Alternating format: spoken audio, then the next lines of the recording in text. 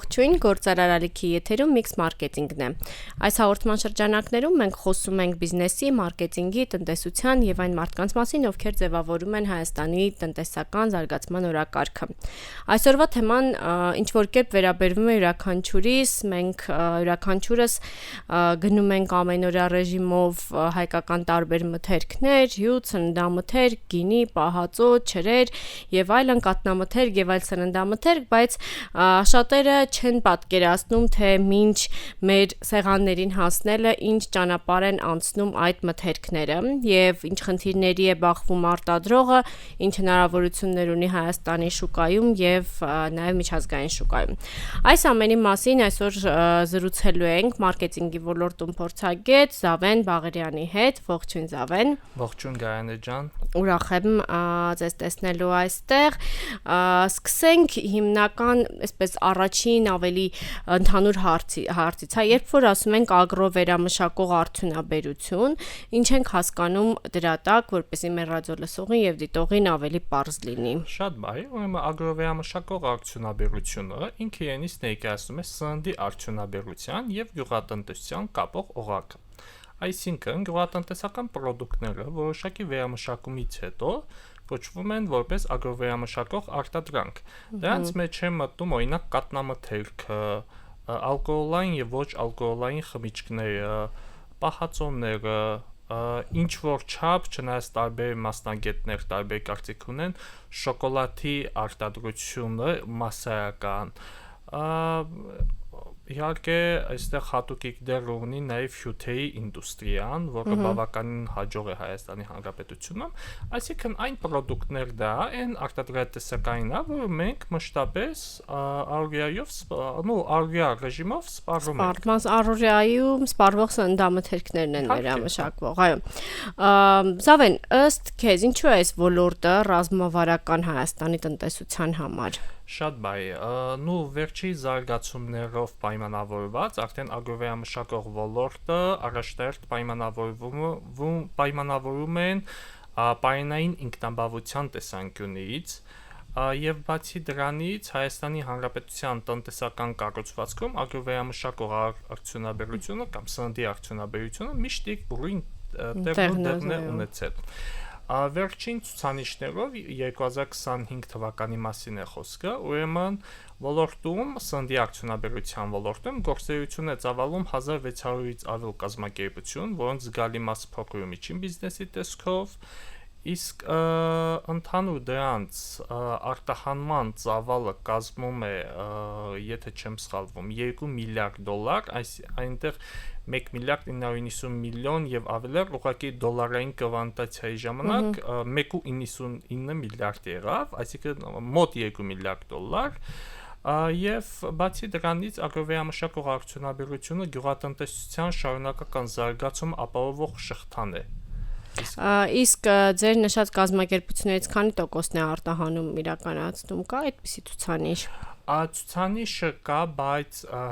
հրապարակային չի, ես կարող եմ ասել, որ ընդհանուր արտահանման կառուցվածքում 14.9%, մոտ 15%։ Շատ լավ։ Զավեն, եթե այս ոլորտը, ագրովերամշակման ոլորտը զարգանա, շարքային քաղաքացին Հայաստանի Հանրապետության ինչ փոփոխություն կզգա իր կյանքում։ Շատ բարի, ուրեմն ագրովերամշակող արդյունաբերությունը ինքը արտադրություն է եւ շղթայական ազդեցություն զգալու են։ Եթե ոչ ամբողջ մեր քաղաքացիներ, գոնե այն մարդիկ, այն շահառուները, ովքեր ներգրաված են տվյալ շղթայում։ Հանրազդության ասենք, որ մեր ոլորտը, ագրովերամշակման ոլորտը արդեն իսկ տարիների շարունակ որոշակի զարգացման տեմպերի հասել է, սակայն դեռևս ցանկալի որակական պիկին հասնելու նպատակով աշխատանքները բավականին շատ են, այսինքն այն ճանապարհային քարտեզը դեռ մենք ամբողջությամբ չենք իրացրել։ Իսկ այդ փոփոխությունները ինչ տեսքով կլինեն, դա շոշափելի ինչ փոփոխությունների։ Առաջին խնդիրը, մեր հիմնական խնդիրը այն է, որ մենք պետք է կարողանանք ծավալային ազդեցությամբ ամբողջական մեր ներուժը իրացնենք։ Գաղտնիք չի, որ ագրովերամշակող արդյունաբերությունը այն պրոդուկտն է, որի հանդեպ մշտական պահանջարկը միշտ կա, թե ներքին շուկայում, թե դրսի շուկայում։ Այս բaragայում ներքին շուկայում, օրինակ կատնամթերքի, խմիչքների արդյունաբերության, հյութերի առումով մենք բավականին մրցունակ ենք հենց տեղական շուկայում։ Իհարկե որոշակի պրոդուկտների մասով կրկին ալկոհոլային խմիչքների, մասնավորապես կոնյակագործության գծով, ունենք նաև բավականին բարձր մրցունակություն դրսի շուկայում։ Ցավոք այս պահի դրությամբ մեր առջև դրված խնդիրը, որ դիվերսիֆիկացված շուկա ունենանք, իրատեսական է, սակայն բավականին բարդ է եւ պահանջում է երկար տարիներ։ Այս պայդրությամբ ռուսական շուկայում հայկական գործարար միջավայրը արդեն ձևավորված կապերի տնտեսական քաղաքականության միջոցով հասել է ցանկալի արդյունքների, սակայն ես միշտ ասում եմ, որ մեր տեղը ոչ թե երկրորդային level-ն է, այսպես ասած, այլ հենց առաջնային գործոնը։ Խոսքը վերաբերվում է X-ին գրուպի առաջատար սուպերմարկետները, հիպերմարկետներ, մեգա ցանցեր, որտեղ կարծում եմ տեղական արտադրանքը պետք է լինի պատշաճ եւ շարունակական ներկայացված։ Ինչու եմ ես միշտ տվյալ շուկա մատնանշում, որովհետեւ տվյալ շուկան հիմնական եւ մաս մարքետում ինչ որ, մաս մարքետում միանշանակ մի վիճակագրություն կա, որ վաճառքների շուրջ 60-70% առևտրային ցանցերում է տեղի ունենում, բայց իմ նշած ցանցերը հիմնականում ավելի շատ միջինից բարձր սեգմենտի համար են, որպեսզի մեր տեղական արտադրողների եկամուտները շոշափելի ավելանան։ Նշեցիր, որ մի շարք ոլորտներում Հայաստանի ներքին շուկայում մրցունակ է այդ ապրանքների հետ կապված, իսկ որ արտադրանքներով կարող ենք իսկապես մրցունակ լինել աշխարհի մակարդակով։ Աշխարհի մակարդակով մրցունակ լինելը կոնյակագործությամբ հաստատ որ կարող ենք, նույն մեր հյութերի մասով նույնպես կարող ենք, որովհետև որակական հատկանիշներով շատ դեպքերում չենք զիջում։ Սա չի վերաբերվում բոլոր արտադրողներին։ Իհարկե միջազգային մակարդակ ասելով մենք հասկանում ենք միջազգային ստանդարտներ միանշանակ։ Սակայն գոնե կոնկրետ թիրախային շուկաներում մենք պետք է ներկայացված լինենք։ Վերջի տարիներին չերագործությունն է, որ բավականին նոր զարգ է ստանում։ Սակայն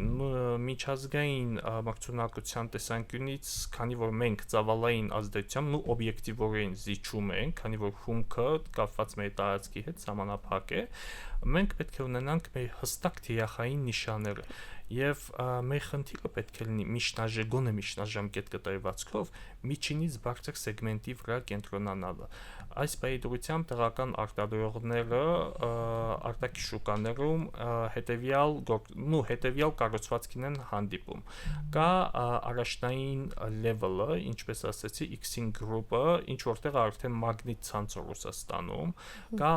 ռեգիոնալ ցանցային սուպերմարկետները եւ կան արդեն վերավաճառողները։ Չնայած վերավաճառողները իրենք միշտ չէ որ միշտորդավորված ձևով են լինում եւ միշտ չէ որ ցանկալի մթերման գին են առաջարկում, սակայն տարիներ շարունակ շուկայում նրանք ավելի վստահելի եւ կային վարկագիծ են դրսեւորել։ Հաճախ ասում ենք, հա, եւ մենք եւ նաեւ դրսում հայկական արտադրանքը որակյալ է։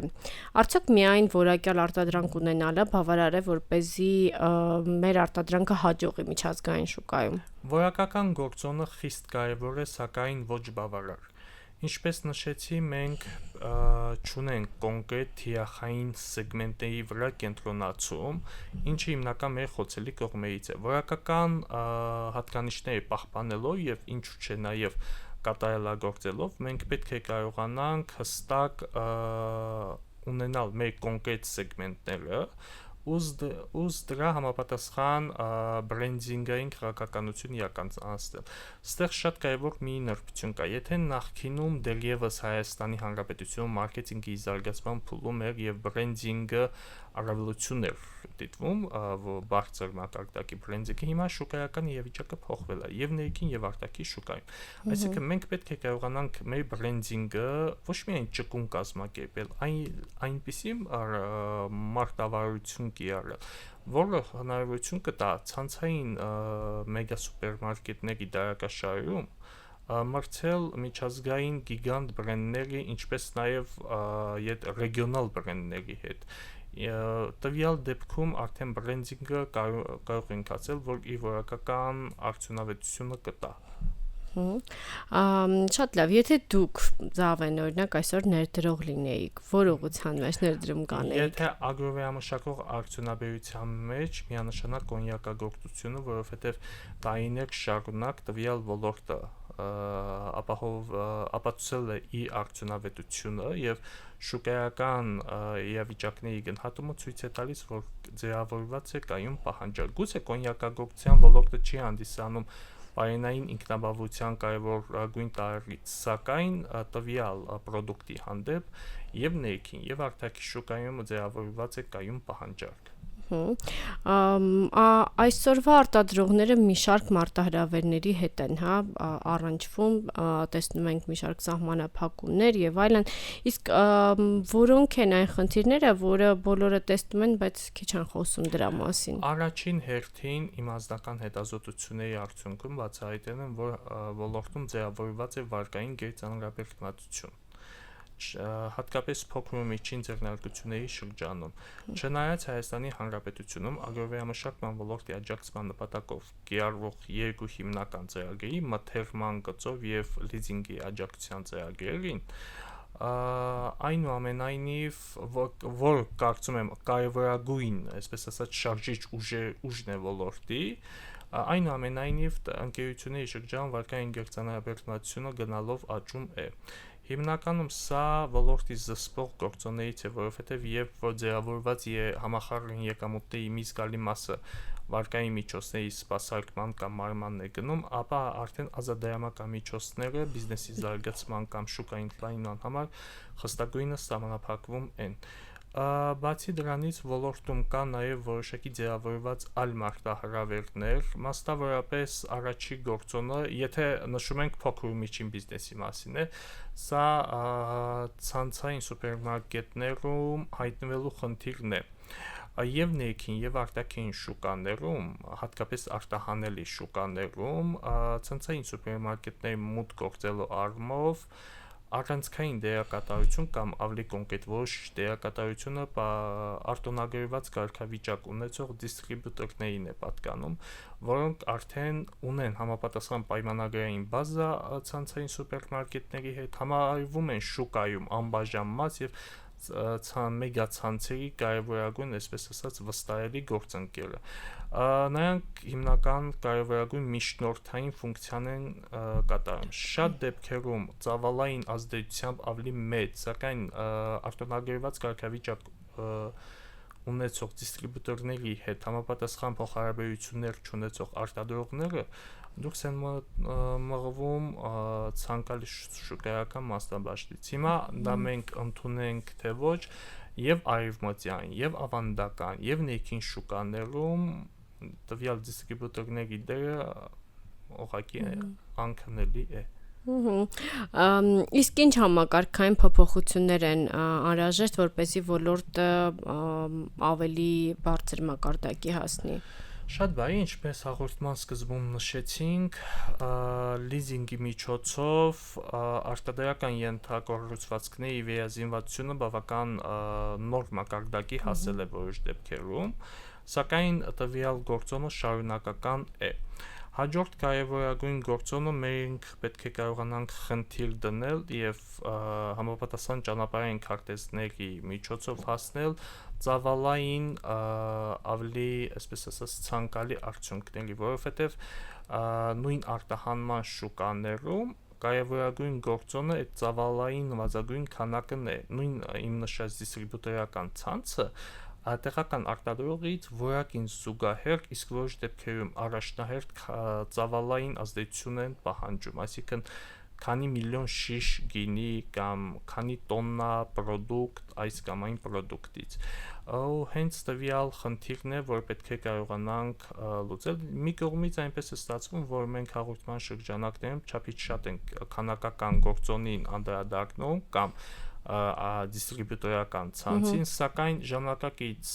շուկայում դրանց դերը, քանի որ մշտապես ավելանում է, արդեն հիբրիդային մեխանիզմների կիրառման պետք է կիրառենք այնպիսի գործիքակազմ, որպեսզի տեղական արտադրողների մուտքը առևտրային ցանցեր ավելի դյուրին։ Օրինակ, ինչ գործիքակազմ կանշեք, որը որ կօգնի մեր արտադրող հատկապես ռադիոլսողներին կազմակերպելու իրենց։ Շատ բարի, քանի որ Հայաստանում կա պետական քաղաքականություն մի կողմից, իսկ մյուս կողմից ձևավորված են բազմաթիվ բիզնես ասոցիացիաներ, բիզնեսի աջակցման միություններ, սակայն տվյալ բացը չի լրացվում, ես առաջարկում եմ ստեղծել արտահանման աջակցման գործակալություն։ Տվյալ կազմակերպությունը պետք է ունենա համապատասխան կառավարման խորհուրդ, որտեղ ներգրավված կլինեն եւ պետական եւ մասնավոր հատվածից, ինչը հնարավորություն կտա որոշումների կայացումը ավելի բալանսավորել։ Տվյալ կառույցը պետք է ինքը շուկայական համապատասխան հետազոտություններով, դիստրիբյուտորական ցանցերի որոնումներով, այլ շուկաներում ձևավորված խնդիրների բացահայտումով լինի հիմնական աջակիցը տեղական արտադրողների համար։ Օրինակ, միջազգային պրակտիկայում Ռուսաստանի Դաշնությունում գոյություն ունի Ռոսիյский էքսպերտный ցենտր, որը հիմնականում արտահանման տվյալ բեռը վերցնում է իր վրա։ Նույն բելարուսական մոդելը բելարուսկե պրոդուկտն, որ արդեն իսկ գրավել ամբողջ ռուսական շուկան, ինչ է ենթադրում պետական ու մասնավորի համագործակցություն հիբրիդային գործիքակազմի կիրառմամբ։ Այդ մոդելները ամեն դեպքում միանշանակ կաշխատեն։ Մենք ունենք ավանդական շուկաներ, որտեղ որ մեր արտադրանքը տարիներ շարունակ արտահանվել է։ Բացի ավանդական շուկանից, որտեղ եք տեսնում էլի մեծ ներուժ։ Ներուժի առումով կա բարձր իրատեսությամբ եւ ոչ այդքան բարձր իրատեսությամբ։ Բարձր իրատեսությամբ ես որպեսզի միջնաժամ կտրվածքով հնարավոր լինի արաբական շուկան կարող ենք դիտարկել, քանի որ շատ դեպքերում արաբական երկրներում ներմուծումը սննդամթերքի ներմուծման 90% եւ ավելին կազմում է այլ երկրների պրոդուկցիան։ Այս դեպքում, այսինքն տվյալ շուկայում պահանջարկը կա, տվյալ շուկաներում կա միջինից բարձր սեգմենտ, բարձր վճարունակություն։ Արդեն իսկ տեղական արտադրանքը մենք պետք է կարողանանք ուղղել տվյալ շուկաներ։ Եվ այստեղ կա մեկ նորություն։ Հայաստանի Հանրապետության բնակարանական միջավայրը եւ կենսաբազմազանությունը թույլ է տալիս ստանալ տարբեր տեսակի պրոդուկտներ, ինչպես նշվեց խմիչքների արդյունաբերություն, որ հատուկ նշեցի արաբական շուկայում մի խիստ սահմանափակումների բնականաբար կանդիպես, սակայն հյութերի ինդուստրիան այնտեղ կա չերագործությունը, տարբեր մսամթերքի արդյունաբերությունը, այսինքն այն պրոդուկտները նշեցինք, որոնց հանդեպ կա ձևավորված է մշտական պահանջարկ։ Ինչու չնշեցի օրինակ կատնամթերքը, քանի որ կատնամթերքի գործոնը այն երկրներում, որտեղ պահանջում են, որ թարմ լինի, մատակարարումների ժամկետների առումով կարող են խնդրահարույց լինել։ Ստեղ մենք նաև խնդիր ունենք ներքին շուկայում, որովհետև տեղական արտադրողը մրցակցության մեջ է շատ դեպքերում միջազգային, ինչպես նշեցի, գիգանտ բրենդները եւ ռեգիոնալ նշանակությամբ մեծ ծավալային ազդեցություն ունեցող ներմուծողների հետ, որոնց մասնաբաժինը շուկայում բավական շատ է։ Հաջորդ գործոնը, որ էլի բավական կարևոր է, կարծում եմ ցանցերի հետ փոխհարաբերությունները իօքուտ տեղական արտադրողների գծով որոշակի մեղմացումներ ապահովելն է։ Լավ, կան մի շարք որակյալ ապրանքներ, արտադրանքներ հայկական, որոնք մնում են անհայտ։ Ինչն է պատճառը։ Խնդիրը մարքեթինգն է, արտադրությունը, կառավարման խնդիրները տվյալ կազմակերպության, որն է ամենամեծ բաց թողումը։ Իրական ձեր բոլոր նշված գործոնները իրենց տեղն ու դերը ունեն, սակայն եթե ընդհանրական ներկայացնենք, առաջի գործոնը թիրախային բրենդինգի բացակայությունն է։ Ժամանակակից շուկայական պրակտիկայում կարևոր է նաև ոչ թե ինչ ես վաճառում, այլ ինչպես ես վաճառում։ Այսինքն շատ դեպքում բրենդինգի հիմնական այդ իրացում ապահովող մեխանիզմն է։ Բացի դրանից մենք տեղական ընկերություններում պետք է կարողանանք պետական աջակցությունները կամ մասնավոր գործունեությունը ցան համադրում այնպես լինի, որպեսզի անցում կատարեն կոմպլեքս աջակցության միջոցառումներ, այսինքն արտադրության աջակցման զուգահեռ նաև իրացման աջակցություն լինի։ Իրացման աջակցությունը դա իրենից ենթադրում է տարբեր գործիքակազմեր, օրինակ բրենդինգային աջակցություն, մարքեթինգային Կներեք, բայց կան չէ՞ մի շարք ընկերություններ, ովքեր աջակցում են փոքր միջազգային ընկերությունների մասին է տարբեր ծրագրերով։ Ինչն է պատճառը, մենք հիշում եմ նախորդ հաղորդումների ժամանակ էլ ենք քննարկել դա, ինչն է պատճառը, որ շատ դեպքերում բիզնեսը չի դիմում, որտեղ այդ կապը կտրվում, հա, ինչ խնդիրներ է, ինչ խնդիր կա այս օղակի մեջ, որ չի ստացվում այդ համագործակցությունը։ Հա, բավական թիրախային նկատել եք, այստեղ խնդիրը նա, որ փոքր ու միջին բիզնեսի համար շատ հաճախ տվյալ ծառայությունները հասանելի չեն։ Որոշակի դեպքերում այդ մշակույթը չի ձևավորվել, որովհետև բարձր մակարդակի բրենդինգը պահանջում է նաև բարձր մակարդակի ծառայությունների մատուցում, որն էլ իր արժեքը ունի։ Օրինակ, ի համեմատ դրա խոշոր արտադրողների շրջանում բրենդինգի գծով ունենք բավականին արդեն իսկ հաջողված մակարդակ։ Բացի դրա, այդ ամենը գալիս է հիմքում նրանում, որ մենք ծավալային առումով քիչ ենք, ու այդ պատճառով չեն կարողանում պատշաճ ներկայանալ շուկայում։ Գումարած դրան բրենդինգը որոշակի դեպքերում այն մակարդակին չի, որը ձևավորված է, չնայած վերջ տարիների համեմատ դրական տեղաշարժը միանշանակ նկատվում է, սակայն միջազգային մակարդակ չէ, սակայն միջազգային ստանդարտներից դեռևս հեռու ենք շատ դեպքերում։ Լավ, կա մի հատ այսպիսի միֆ, որ երիտասարդները արտադրության ոլորտում այդքան էլ հակված չեն աշխատելու, համաձայն եք, թե չէ։ Իրականում այո, դասավանդման զուգահեռ ես միշտ երբ որ տարբեր քննարկումներ ենք ունենում ուսանողների հետ, տվյալ գործոնը շատ դեպքերում հենց ուսանողներն են ներկայացնում։ Խնդիրը ինչումն է, արտադրությունը ինքը բարդ process է։ Հատկապես հիմա, երբ որ արդեն շուկայի միջազգային սերտիֆիկացումները իրենց դերն են կամ այսպես ասած իրենց մասնաբաժինն են գրավել շուկայում, արդեն ֆինանսական համակարգը կամ ՏՏ ոլորտը կամ արտահանման ծառայությունները, բայց որոշակի B2B ոլորտում ավելի գրավիչ են, ավելի բարձր աշխատավարձային քաղաքականություններ են առաջարկում, իրենց բոնուսային համակարգերով փորձում են կադրային իրենց քաղաքականությունը մշտապես կատարելագործել եւ հստակ թիրախը երիտասարդ մասնագետներն են լինում։ Իսկ արտադրական ոլորտից մասնագիտական արտահոսքը դա ցավոք մեր ոլորտի խնդիրներից է եւ շատ դեպքերում հենց ոլորտի մրցունակության վրա ազդեցություն ունեցող գործոններից։ Անկախ ներդրված ռեսուրսներից, մարդկային ռեսուրսը կարևորագույն ակտիվների յուրաքանչյուր ձեռնարկության համար, հատկապես եթե դա համակարգային մակարդակով է։ Իսկ ինչ եք կարծում, արդյոք կարող են միջազգային սերտիֆիկացումները, վերապատրաստումները ազդել երիտասարդների ցանկության վրա, թե ամեն դեպքում այստեղ մեծ դեր է խաղում աշխատավարձերի, օրինակ, ավելի փոքր լինելը։ Աշխատավարձային քաղաքականությունը առաջնային դերակատարություն մշտապես խաղում է եւ կշարունակի իր ազդեցություն ունենալ, սակայն ժամանակակից շուկայական տենդենսները իրենց ազդեցությունը թողնում են եւ միջազգային սերտիֆիկացումների, եթե նախկինում առավելություն էին, ապա շատ դեպքերում հատկապես միջին եւ բարձր օղակների գծով դրանք պարտադիր պահանջ են դառնում։ Բազմաթիվ երկրներում դա լինի մարքեթինգի գծով, ֆինանսների գծով, տվյալ միջազգային սերտիֆիկացումները ապահովում են մուտք արդեն աշխատաշուկայից դեպի կարիերայի շուկա։ Շատ լավ, եւ վերջում մի քանի այսպիսի բլից հարցերի անդրադառնանք, հա, հայկական արտադրողների ամենատարածված սխալը։ Հայկական արտադրողների ամենատարածված սխալը այն է, որ արտադրում են շատ դեպքում հետո սկսում շուկան ուսումնասիրել։ Շատ լավ։ Ամենամեծ բաց թողնված հնարավորությունը։